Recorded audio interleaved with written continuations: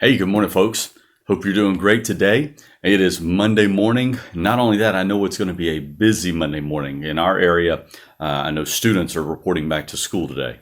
So there's a lot of uncertainty. There's a lot of new policies and new things going on. So I know it's going to be probably a stressful time. So I want to be an encouragement to you this week. We're going to be in Psalm chapter 18 for our morning minutes in the Word. This morning, we're looking at verses 1 and 2. And they say this: I will love thee, O Lord, my strength. The Lord is my rock and my fortress and my deliverer, my God, my strength, in whom I will trust, my buckler and the horn of my salvation and my high tower. Now, listen, I'm not going to go in and try to define or explain each of those words, with rock, fortress, deliverer, strength, buckler, horn of my salvation, high tower. Take some time and go through those words and look at what each of those mean. Because I know there's a few that we don't necessarily use, like when it says that God is my buckler. Just for instance, that's one when I looked it up, it said, it talked about a type of shield. So God is our shield, He is our protection. But something that you can see as you read what the psalmist had to say just in verses 1 and 2. And again, we'll see a few more verses later this week. But just as you read that, you get this idea that he's depending on God. That no matter what happens around him, he knows that God is with him.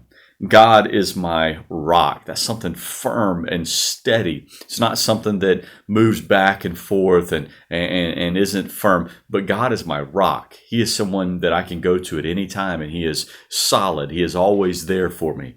He is my fortress and deliverer. Again, a fortress, it's this idea of something large and solid and somewhere that you can find protection. My God, He's my strength.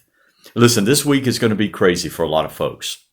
If you're a teacher, if you're a student, it's going to be crazy because you're going to be trying to figure out, what life really, not post-COVID, but towards, in COVID, I guess you would say. What does it look like to go to school? In the spring, as soon as it hit, everyone stopped and everyone scattered. Well, now it's like, okay, we've got to figure out how does this work going forward. So a lot of folks have gone back.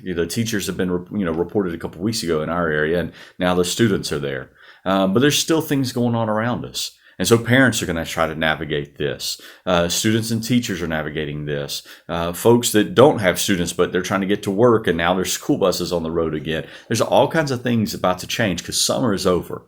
And so as we start a new school year, and it impacts all of us in different ways, no matter what happens, keep in mind that God is the one we can go to, who is always firm, who is always fixed, who is always there for us, for our protection, for our deliverance, for everything that we need.